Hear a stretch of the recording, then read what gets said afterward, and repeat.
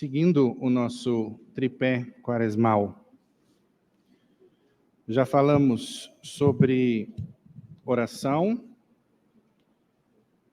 já falamos sobre jejum, e hoje nos toca falar sobre esmola.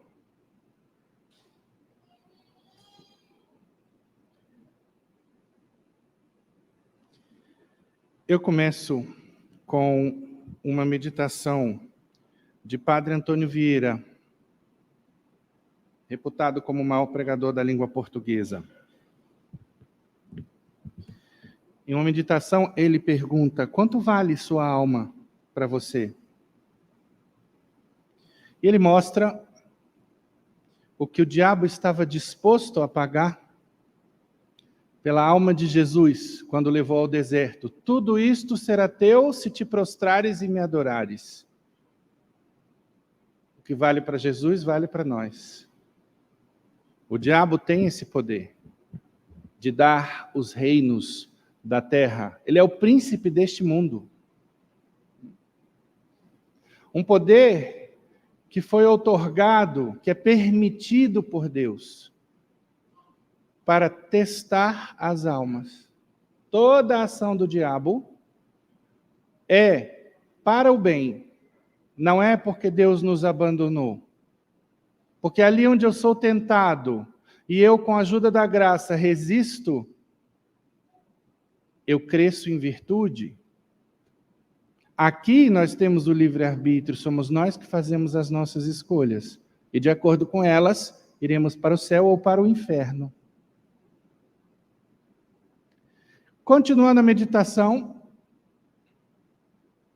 qual foi o preço da sua alma, da minha alma, para Jesus? O que ele, como Deus, estava disposto a dar e deu pela sua alma e pela minha alma? A vida dele. Vejam então quanto vale uma alma.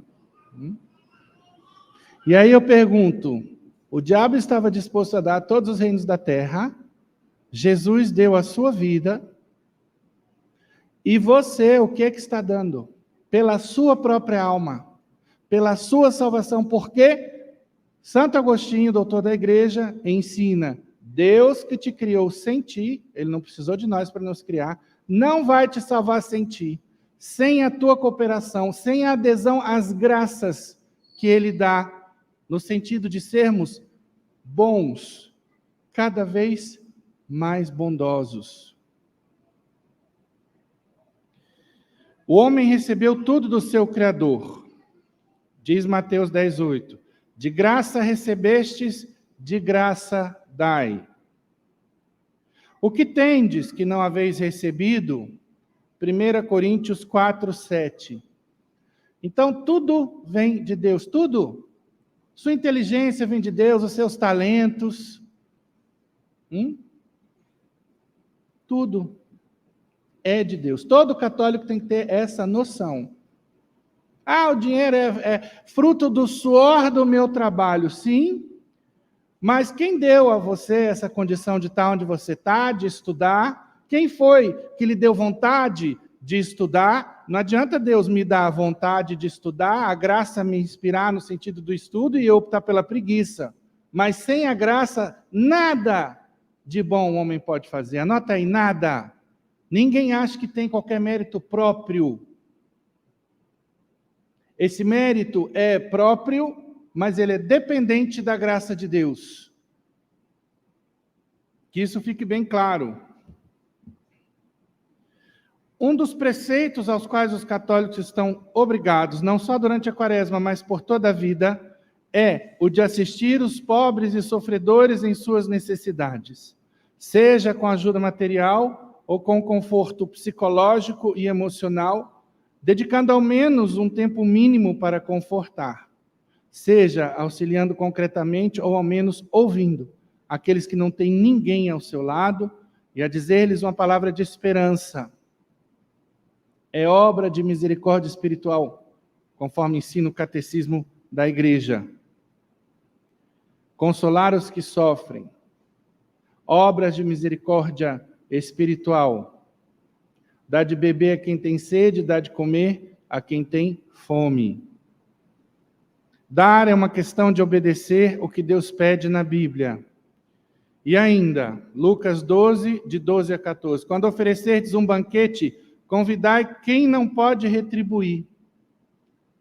É a pergunta que não quer calar. Quem já fez isso? Quem já entrou com um pobre, com um mendigo no restaurante? Aquele que está pedindo ali, você já convidou para sentar na sua mesa e comer com você?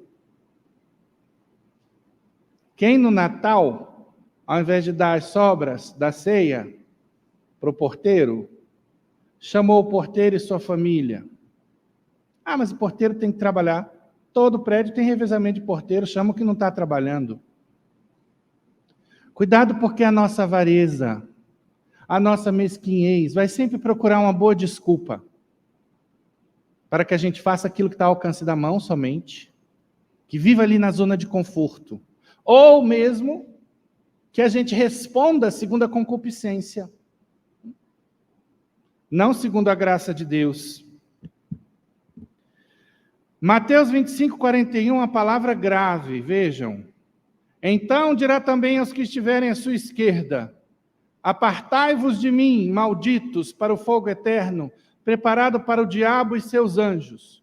Porque tive fome e não me destes de comer, tive sede e não me destes de beber, era forasteiro e não me acolhestes, estava nu e não me vestistes, enfermo e na prisão e não me visitastes.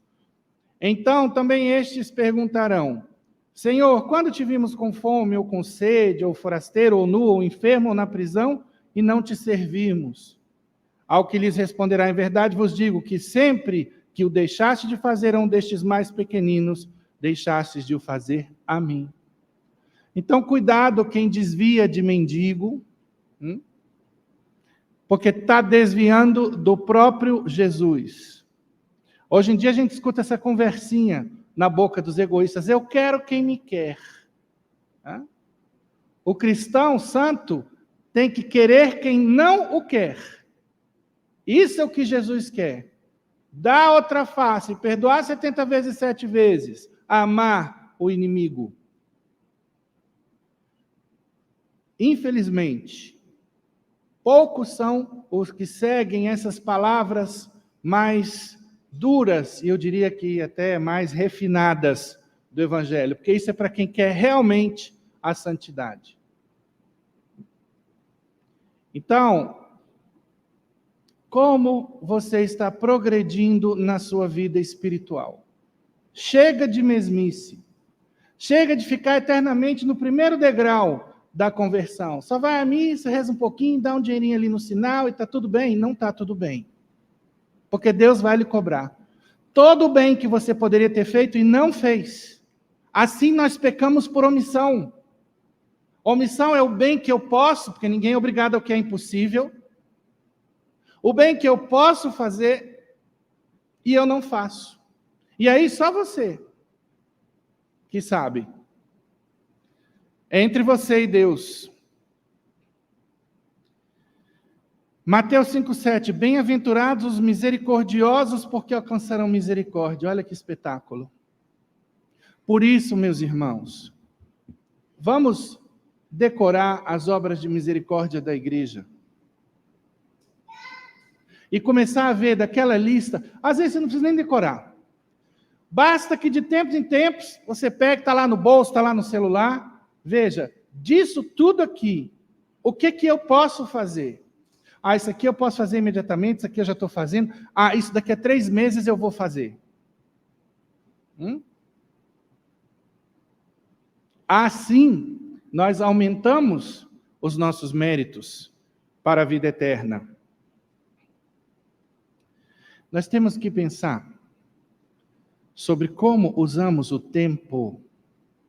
Eu gosto muito de um conceito de tempo de Santa Teresinha do Menino Jesus, que diz assim: tempo é tudo que temos para ganhar o céu.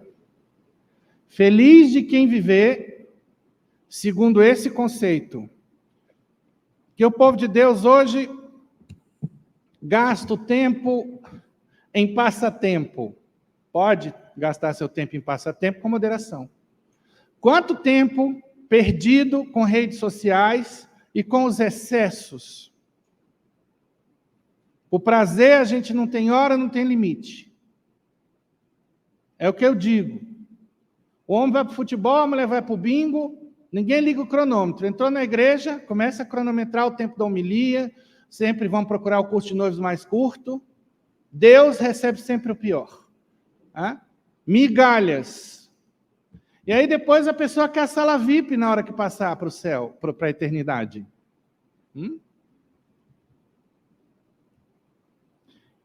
Então vamos pensar nisso. Tempo é um bem preciosíssimo. Vamos lá comentar alguns remédios para a avareza, ou seja, a motivação para a esmola, que é a generosidade material. Não é o único tipo de caridade. Não reduza a caridade somente à esmola. Mais uma vez, nós temos as obras de misericórdia espirituais, seu dever de casa, deste domingo.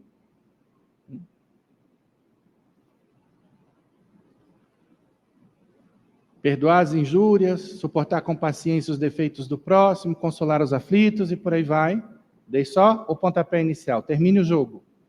E veja, mais uma vez, o mais importante para mim não é você pegar e decorar essa lista. É ver dessa lista, tanto das 7 obras de misericórdia materiais, quanto das 7 obras de misericórdia espirituais, o que você pode fazer. E quando vai poder fazer. Cuidado, um parêntese. Nem todo mundo vai ter condição de visitar os encarcerados.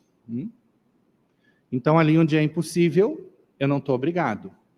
Seja por uma barreira psicológica, seja pelo motivo que for. Mas você lendo aquela lista, Deus vai lhe dizer, isso aqui você pode, isso aqui você pode. Seja generoso, seja generosa no seu sim à graça de Deus. Do livro A Arte de Morrer Bem, capítulo 5, de São Roberto Bellarmino, bispo do século XVIII. Se não há muito a dizer sobre a necessidade de dar esmolas, há muito mais sobre os frutos, pois estes são abundantes. Primeiro, esmolas salvam a alma da morte eterna, sejam elas uma forma de satisfação ou disposição de receber as graças. Essa doutrina é claramente ensinada nas Sagradas Escrituras. Vamos ao livro de Tobias. Tobias 4:11. A esmola livra do pecado e da morte e preserva a alma de cair nas trevas.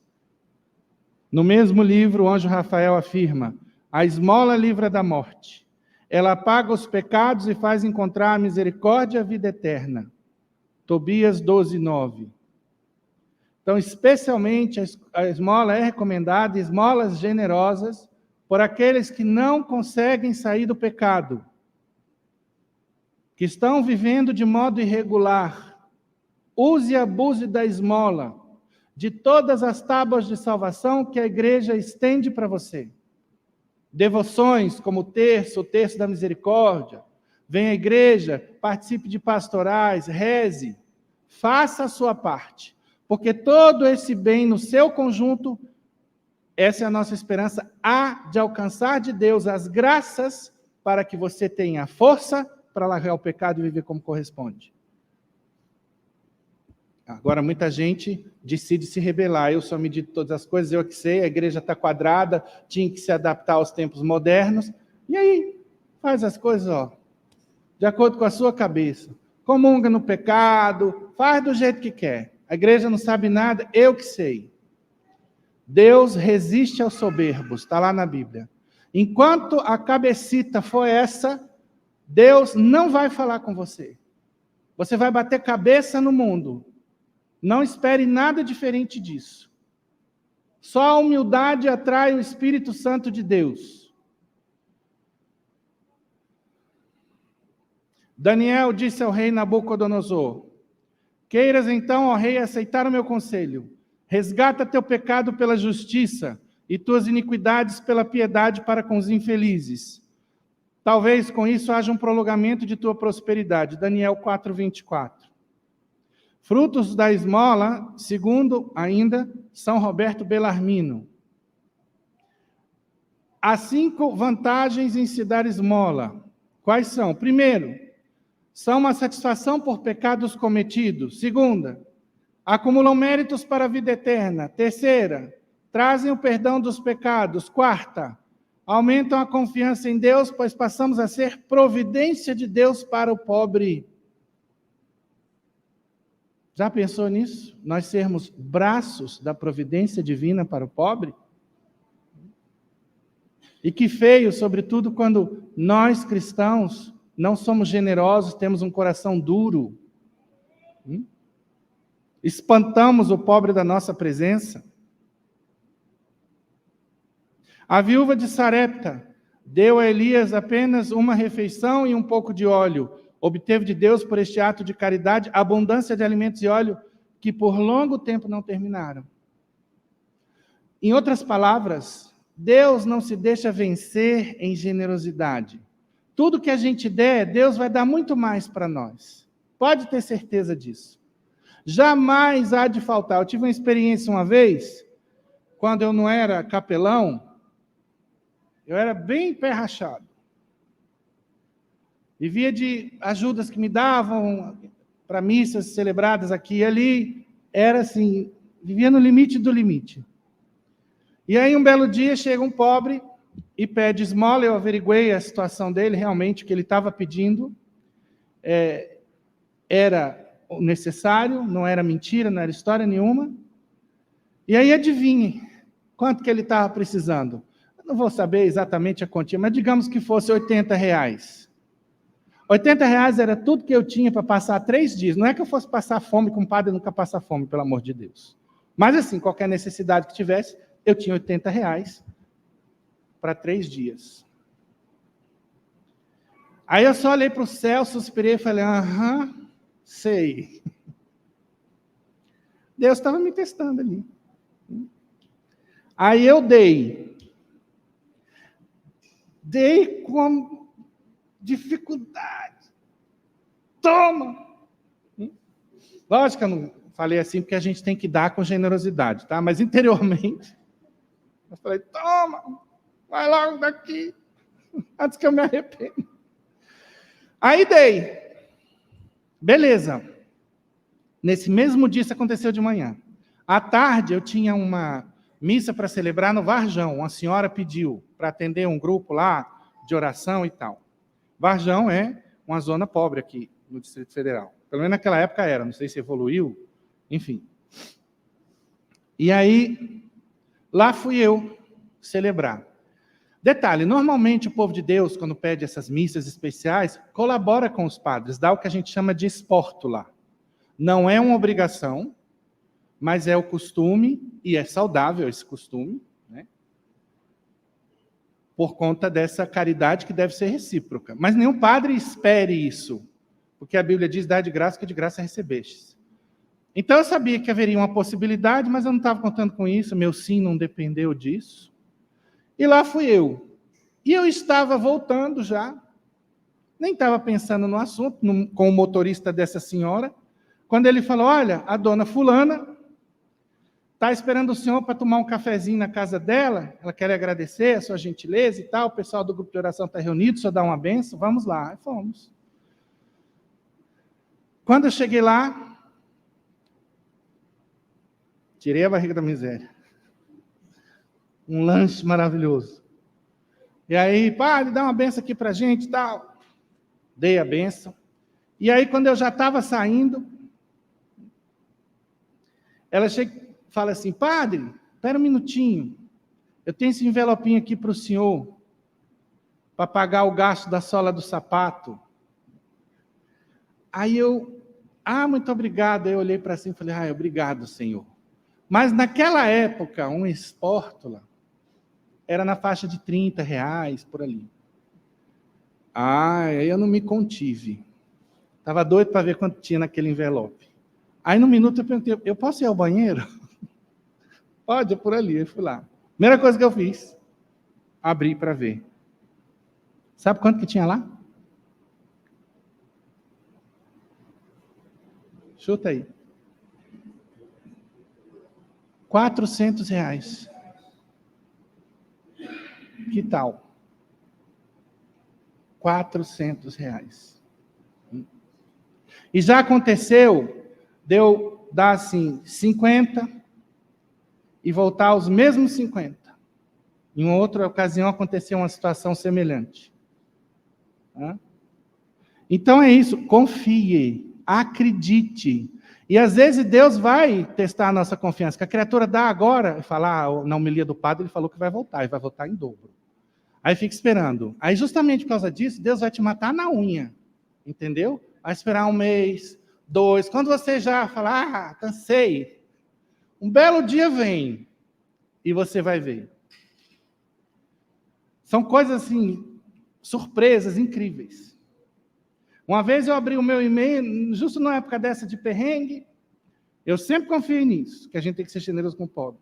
De repente, no e-mail estava lá uma história de um fundo 157, que aí a orientação era, veja se seu pai aplicou nisso, pode ter um dinheirinho lá. Quando eu fui ver, tinha R$ 6.000. Que tal? Confie em Deus.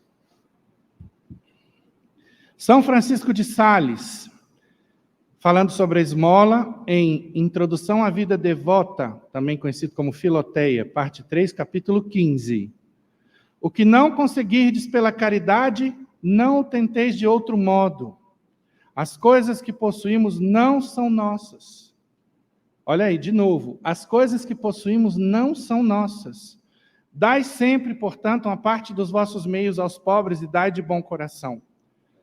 É verdade que Deus vos devolverá, não só no outro mundo, mas também já neste, porque não há coisa que mais nos faça prosperar do que a esmola. Amai os pobres e a pobreza, porque por este amor tornar-vos-eis verdadeiramente pobres, tal como está dito nas Escrituras, tornamo-nos naquilo que amamos. Oséias 9:10. Portanto, se amais os pobres, sereis verdadeiramente participantes da sua pobreza e pobres como eles. Bem-aventurados os pobres de espírito, porque deles é o reino dos céus. Está em Mateus 5:3. Ide com frequência para o meio deles, tende prazer em os receber em vossas casas e em visitá-los. Conversai voluntariamente com eles, ficai felizes por eles se aproximarem de vós na igreja, na rua ou em qualquer outro local. Quereis fazer mais ainda? Tornai-vos servos dos pobres. Ide servi-los com as vossas próprias mãos e a expensas vossas. Maior triunfo há neste serviço do que o há na realeza. Reparem que São Francisco diz que as coisas que possuímos não são nossas.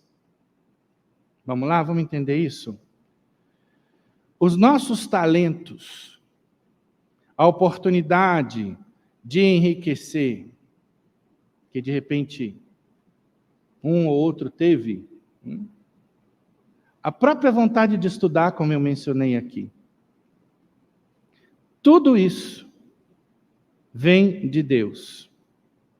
É a graça de Deus que move. Porque Deus é providente. Lembre-se que Jesus diz, pobre sempre o tereis. O pobre deve, lógico, procurar se esforçar para sair da pobreza.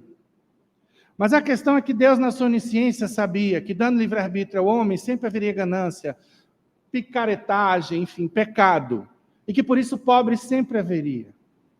E o pobre chega ao céu, se ele que tenta sair da situação não consegue, mas confia na providência, faz o bem, porque o pobre consegue rezar, se confessar, viver na graça,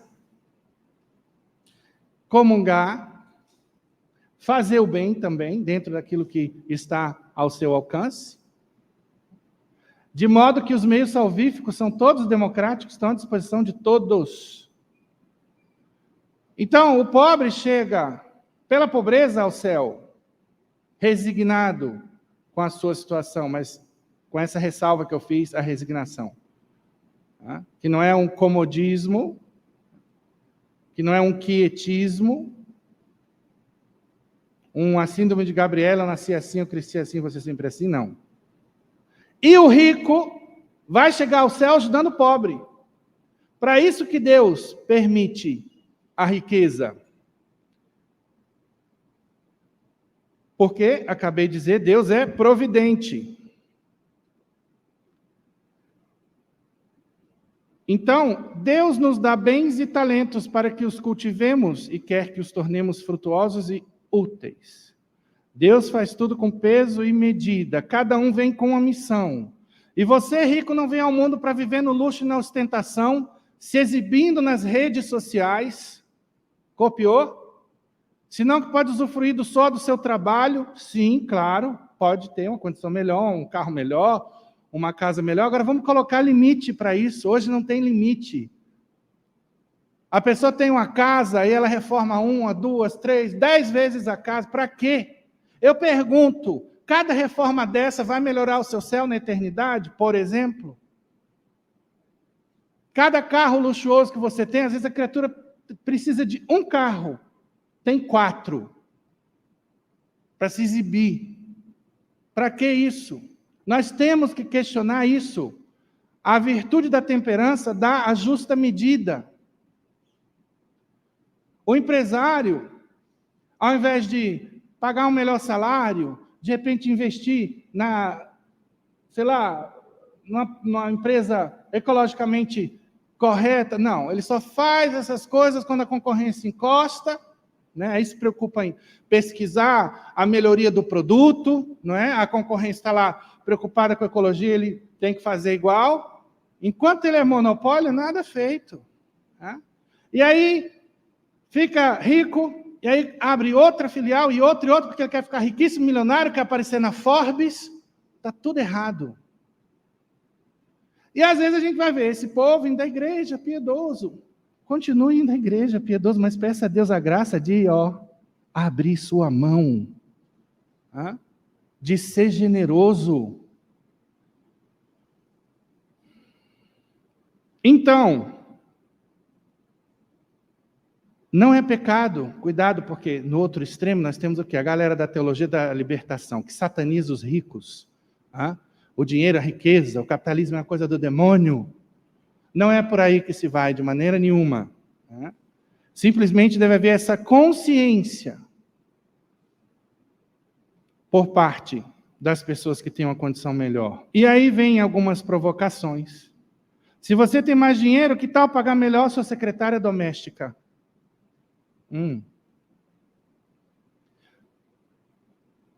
Às vezes a gente vê gente que passou em concursos aí, minha secretária é como uma filha.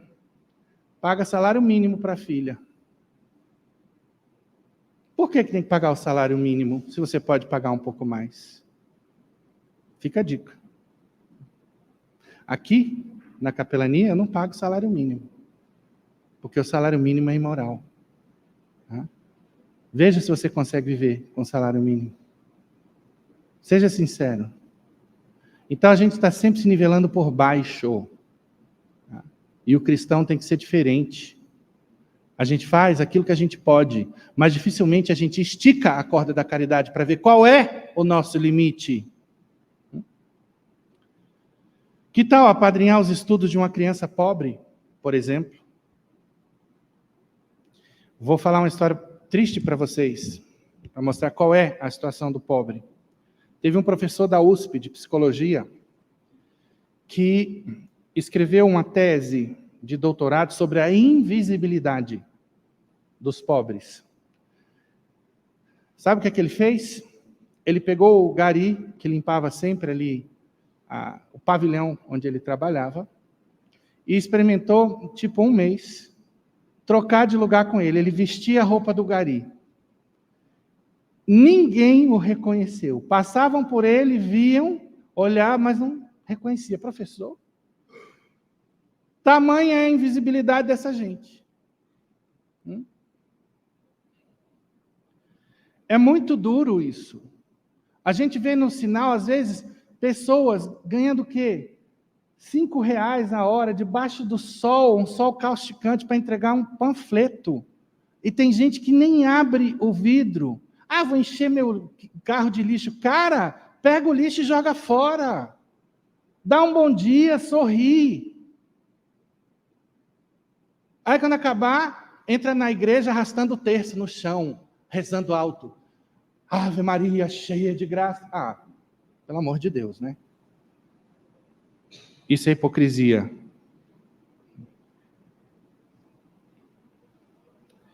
Eu me lembro uma vez, e aqui eu quero falar para vocês, como o Espírito Santo vem em nosso auxílio com graças especiais, para a gente tornar o mundo um pouco mais doce. E às vezes nós somos insensíveis. Eu trabalhava na Varig, não era rico não, era agente de tráfego lá. Eu não era nem agente de atendimento especial ainda.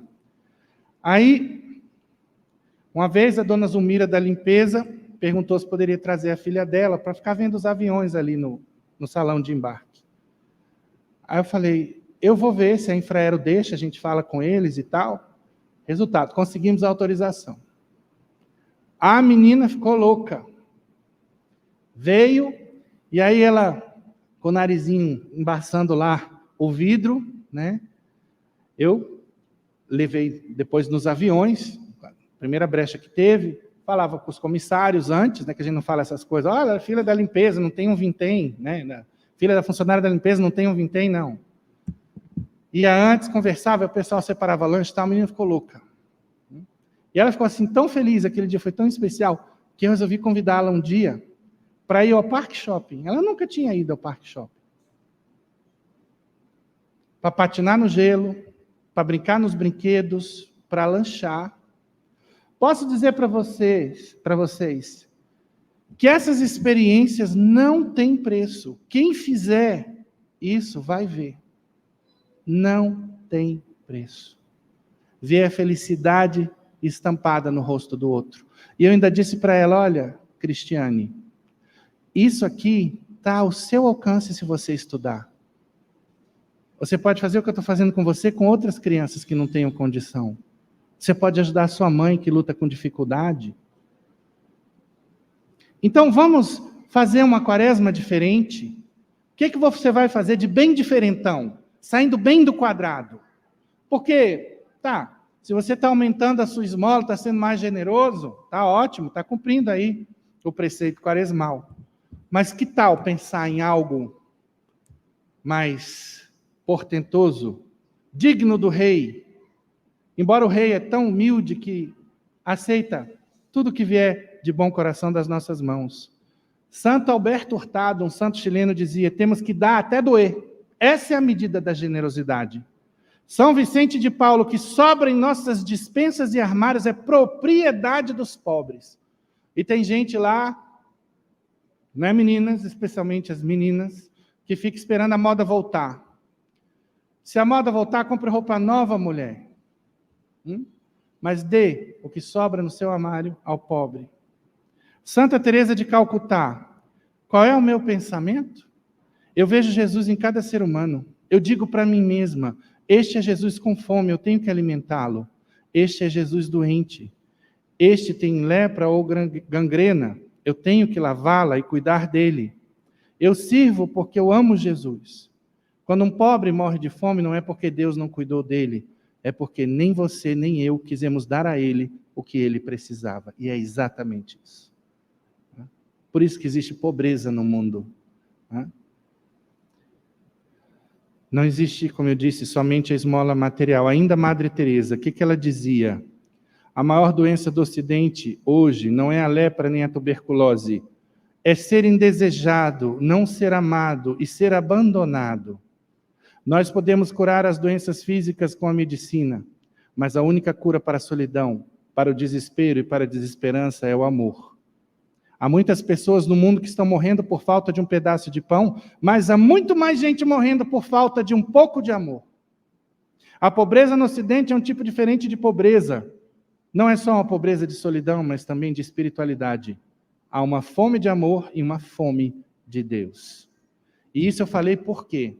Porque às vezes a gente dá esmola de coração fechado, quase que dizendo, toma, vai embora daqui, não me incomoda mais não. Essa esmola humilha o pobre. Então a gente tem que acolher em primeiro lugar. Porque se a gente já está com aquela má vontade, porque queria desviar do pobre, ele lembrou da homilia do padre, ai meu Deus, aquela homilia.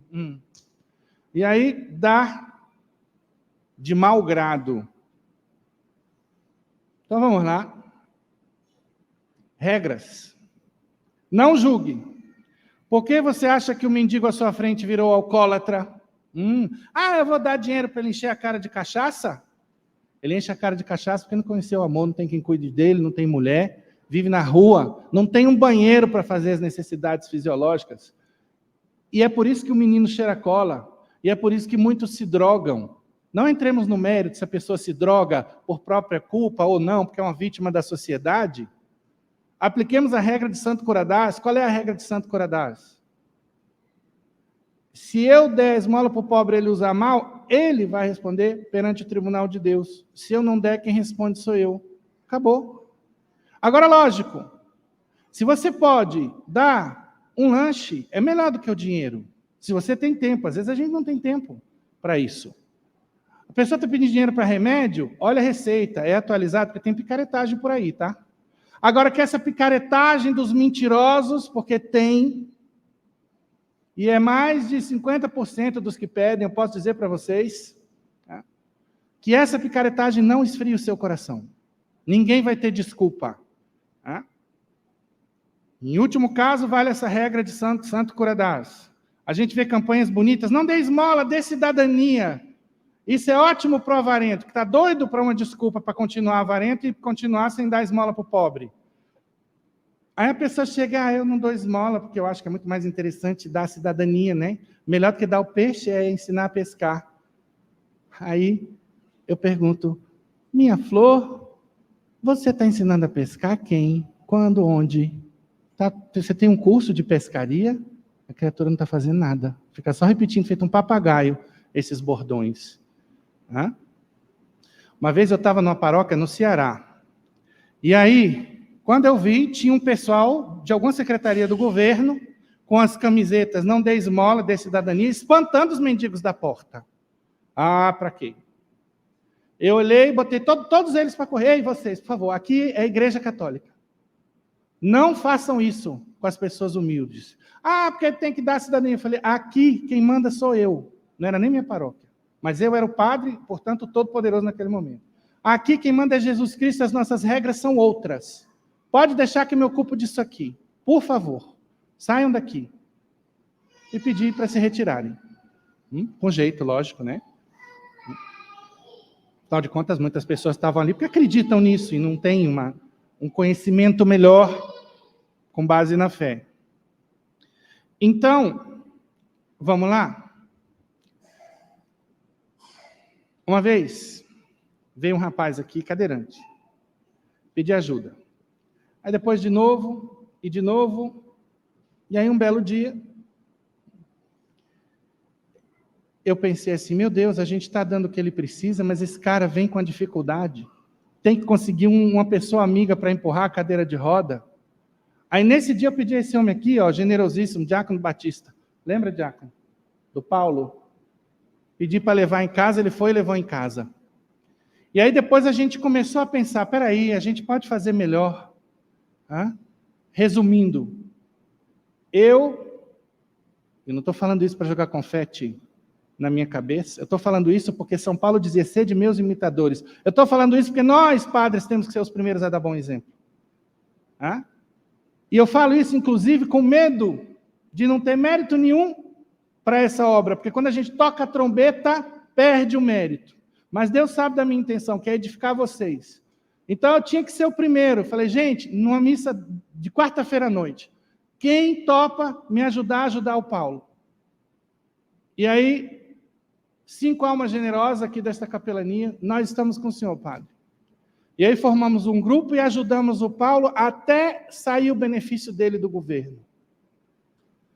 Você pode fazer isso com seus parentes, com seus amigos. Quantas pessoas necessitadas, inclusive, vêm aqui. Toda domingo, hoje, inclusive, vai ter uma campanha aí, se prepare. Então, quando que você vai tomar a iniciativa? Não precisa o padre cutucar, tenhamos motor próprio. Sejamos autônomos na caridade.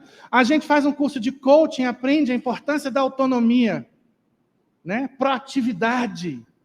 Agora, na caridade, a gente não é autônomo, não é proativo. Por quê? Todo mundo tem essa capacidade, se quiser.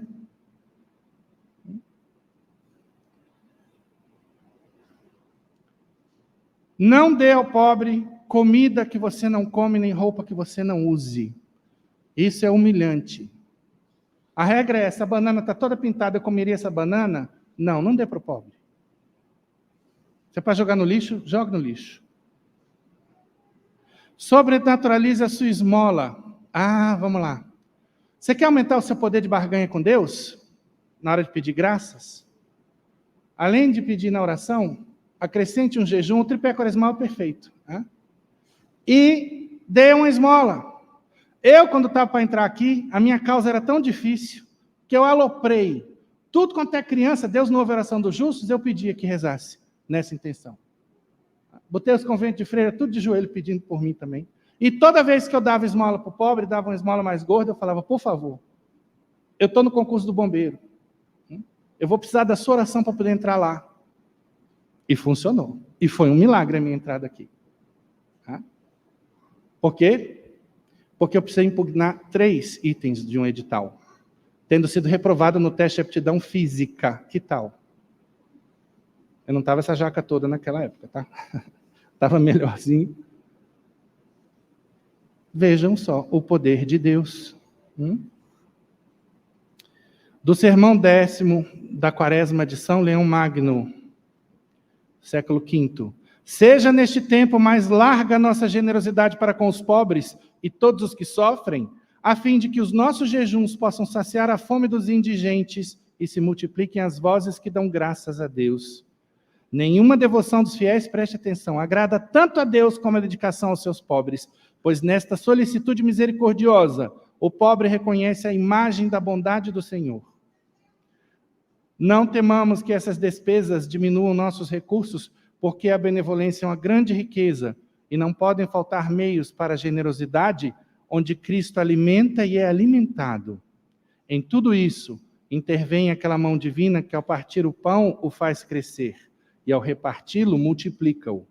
Quem dá esmola, faça-o com alegria e confiança, porque tanto maior será o lucro, quanto menos guardar para si, conforme diz São Paulo apóstolo em 2 Coríntios 9:10. Aquele que dá a semente ao semeador, e lhe dará o pão, que é Deus, dá a semente e o pão ao semeador. Ele mesmo multiplicará vossas sementes e aumentará os frutos da vossa justiça. Por último e não menos importante, a igreja ensina que há 4 formas de presença de Cristo entre nós. Primeira, na Eucaristia. Segunda, no sacerdote, porque... Foi mal, hein, gente? Somos os continuadores da obra de Cristo. Eu me arrepio só de saber disso. Quem sou eu? Mas é uma presença. Na oração, terceira forma, onde 2 ou mais estiverem reunidos em meu nome, aí também eu estarei. E por último, no pobre. E aqui vai a passagem bíblica que fundamenta essa presença de Cristo no pobre, além daquela que eu já li, Mateus 25, Mateus 10, versículo 42. E aquele que der um simples copo de água fresca a um dos mais pequeninos destes meus discípulos, por ser meu discípulo, garanto-vos que não ficará sem a sua recompensa. Bom, eu termino com um texto intitulado Deus não te perguntará. Deus não te perguntará qual o modelo de automóvel que utilizavas. Te perguntará quantas pessoas carregaste nele para ajudá-las. Deus não te perguntará qual o tamanho da tua casa, mas te perguntará quantas pessoas recebeste nela. Deus não te perguntará a marca da roupa que vestias, mas vai te perguntar quantas pessoas vestiste. Deus não te perguntará qual o teto do teu salário, mas te perguntará se te corrompeste para obter mais dinheiro. Deus não te perguntará qual era o teu título. Te perguntará se deste ao teu trabalho o melhor da tua capacidade para ajudar o teu próximo. Não te perguntará quantos amigos tinhas, mas te perguntará quantas pessoas te consideravam amigo. Deus não te perguntará em qual local vivias. mas te perguntará como tratavas os teus vizinhos. Deus não te perguntará a cor da tua pele, vai te perguntar pela pureza do teu interior. Comece a trabalhar hoje para teres respostas para Deus no dia do teu encontro com Ele. Louvado seja nosso Senhor Jesus Cristo.